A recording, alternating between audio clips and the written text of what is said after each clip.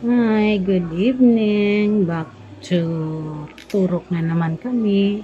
Normal na po to sa amin. Every time po na nagkikimo siya, every week po ito. Pagkatapos po ng kanyang chemo, admit or hindi man po, nagtuturok na po ako sa kanya ng GCSF. Yung GCSF po, para po yan sa kanyang immune system. Kasi po pag nakakemo siya, bumababa po kanyang immune system. So, ako mismo ang nagtuturok sa kanya.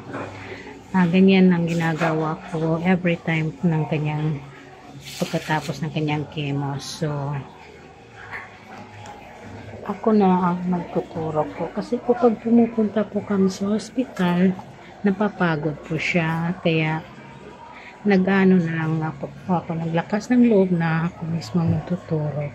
Tinuturuan naman po kami ng nurse namin kung paano iturok. At kumpiyansa naman po ako sa sarili ko na kaya kong gawin po para sa anak ko po. Ganyan po. Yung anak ko pala is meron pong rhabdomyosarcoma, stage 4 cancer, stage 4 malignant tumor. Sa pong klase ng cancer din po.